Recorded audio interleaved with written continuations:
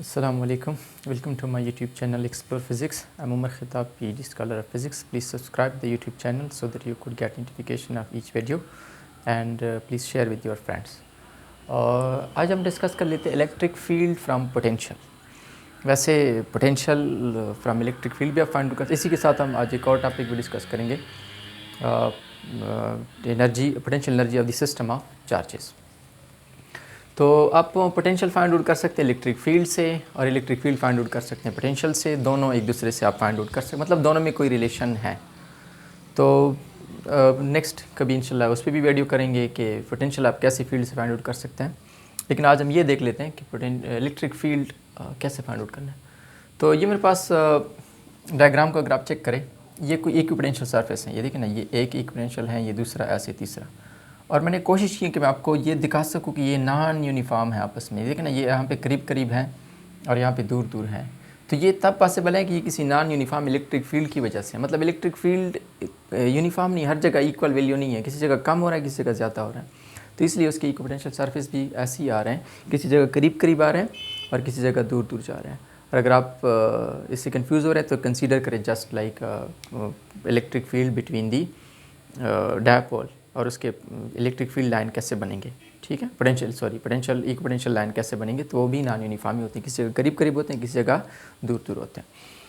तो अब हम क्या कर रहे हैं कि ये डी वी जो है ये पोटेंशियल डिफरेंस शो कर रहा है किसी भी दो इक्विपोटेंशियल के दरमियान। ये अगर वी एफ है, ये वी माइनस ये वी आई है, तो डेल वी मतलब कि वो पोटेंशियल डिफरेंस शो करेगा।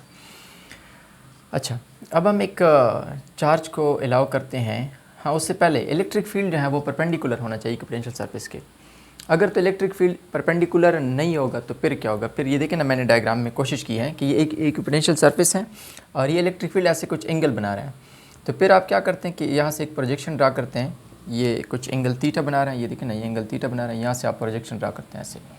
तो इलेक्ट्रिक फील्ड के दो कंपोनेंट बन गए, एक ये वाला कंपोनेंट कि जो परपेंडिकुलर है टू दी इक्विपोटेंशियल सरफेस, और एक ये वाला कंपोनेंट कि जो पैरेलल है along the potential equipotential surface है।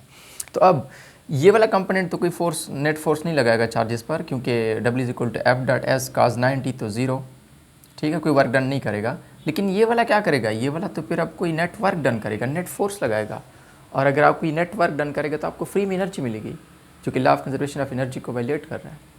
तो इस तरह से पॉसिबल नहीं है। इसलिए एक ही पॉसिबिलिटी कि electric field should always be perpendicular to the equipotential surfaces, ठीक है। तो ये electric field perpendicular to equipotential surfaces. अब हम एक यहाँ पे पॉइंट चार्ज रखते हैं। वो पॉइंट चार्ज क्या करेगा, अगर तो ये यूनिफॉर्म होता है ये फील्ड, आप सोच रहे होंगे कि ये नॉन यूनिफॉर्म क्यों लिया है।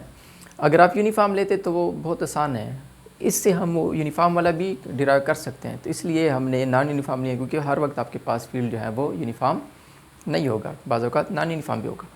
तो ये इलेक्ट्रिक चार्ज को मैंने रखा और वो क्या कर रहा है कि वो कुछ small displacement D S cover कर रहा है। अब अगर ये इलेक्ट्रिक फील्ड यूनिफॉर्म होता तो फिर सीधा ई और डी एस सेम डायरेक्शन में होने थे। लेकिन चूंकि नॉन यूनिफॉर्म, ये बिल्कुल इसी तरह है जिस तरह आप क्लास फर्स्ट ईयर में पढ़ते हैं कि work done by a variable force, कि आप ऐसे फोर्स को अप्लाई कर रहे हैं कि जिसका वर्क डन जो हो रहा है और फोर्स वेरी कर रहा है।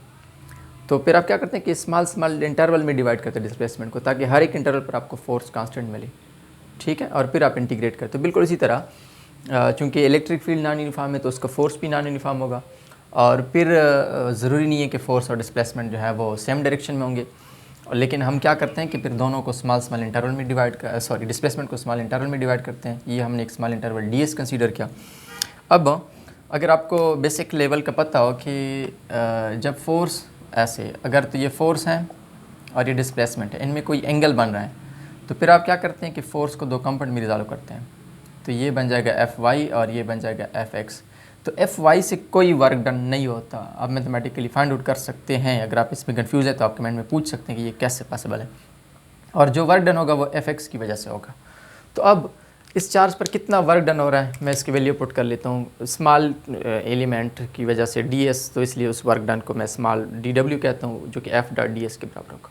और एफ चाहे वो इलेक्ट्रिक फोर्स है तो Q E N to D S के बराबर हो जाएगा। अब चूँकि जैसे मैंने पहले बताया कि काज थीटा कौन सा पैरेलल जो कंपोनेंट है, तो काज 0 और काज 0 1 के बराबर है, तो D W is equal to Q E D S, इसकी क्वेश्चन नंबर 1 का नाम था। इन द सेम में वर्क और पोटेंशियल का क्या ताल्लुक है कि V is equal to W divide by Q plus W divide by Q होता है अगर एक्सटर्नल एजेंट वर्क डन करता है, minus W divide by Q होता है अगर फील्ड वर्क डन करता है। तो यहाँ पे चूंकि फील्ड वर्क डन कर रहे हैं इसलिए V इज इक्वल टू, चूँकि V बराबर है minus W divide by Q, अगर स्मॉल एलिमेंट है तो dV और ये dW, तो dW बराबर हो जाएगा माइनस क्यू इंटू dV। ठीक है, तो इस इक्वेशन को मैंने 2 का नाम दिया।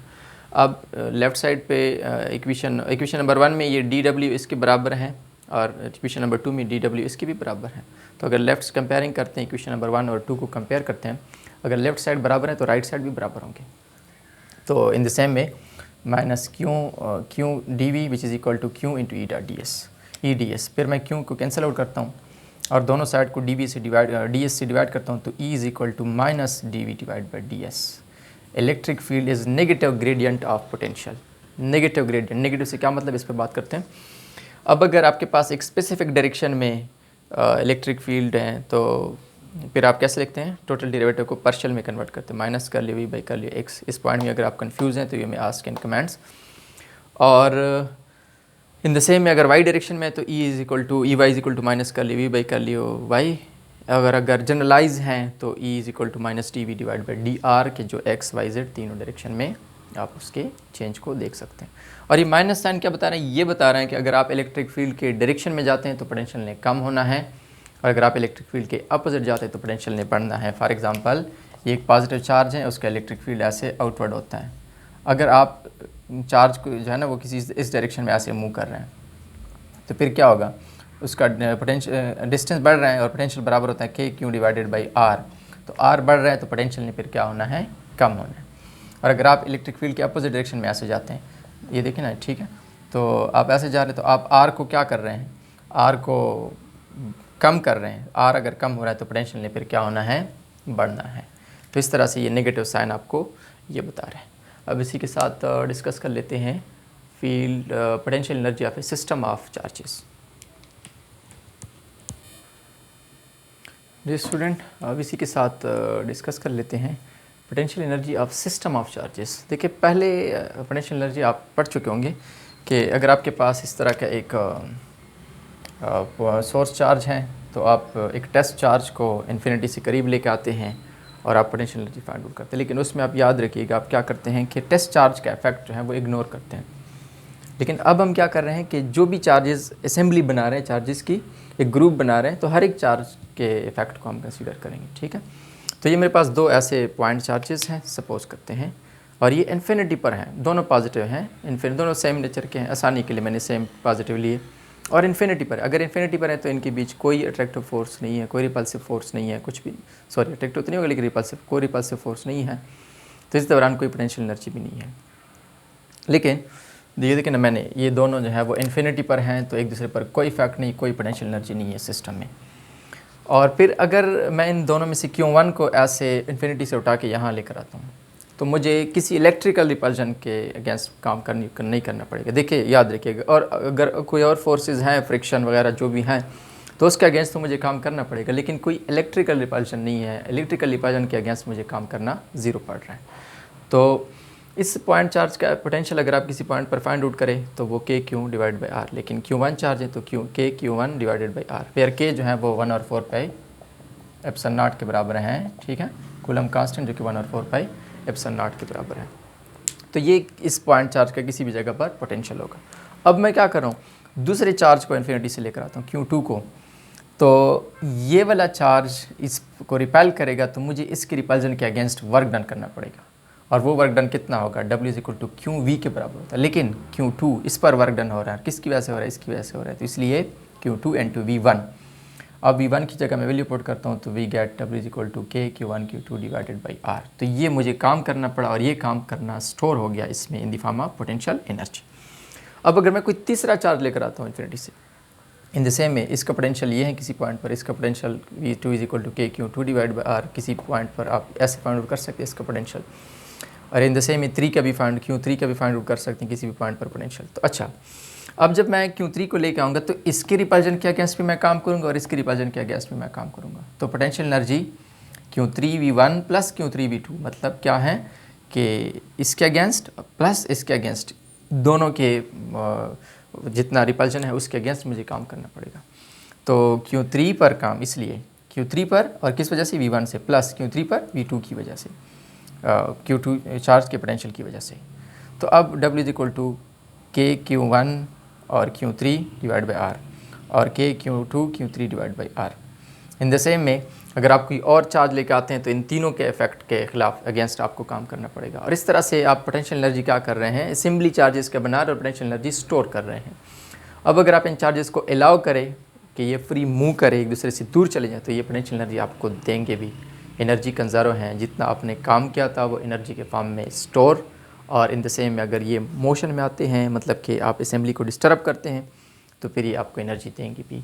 आसान अल्फाज में जब भी फील्ड के अगेंस्ट काम होता है तो पोटेंशियल एनर्जी स्टोर होती है। जैसे कि ज़मीन चीज़ों को अट्रैक्ट करता है, लेकिन अगर आप चीज़ों को दूर लेके जाते हैं तो आप उसमें एनर्जी स्टोर कर रहे हैं। यहाँ पे चार्जेस रिपेल कर रहे थे लेकिन आप उसको करीब लेकर आ रहे थे, तो फील्ड के अगेंस्ट आप काम कर रहे हैं, तब एनर्जी स्टोर हो रही है। इन द सेम आप नेगेटिव के लिए भी समझ सकते हैं, नेगेटिव पॉजिटिव के लिए समझ सकते हैं। अगर कोई मसला है तो आप कमेंट में पूछ सकते हैं। तो आज के लिए इतना ही, मिलते हैं नेक्स्ट लेक्चर में।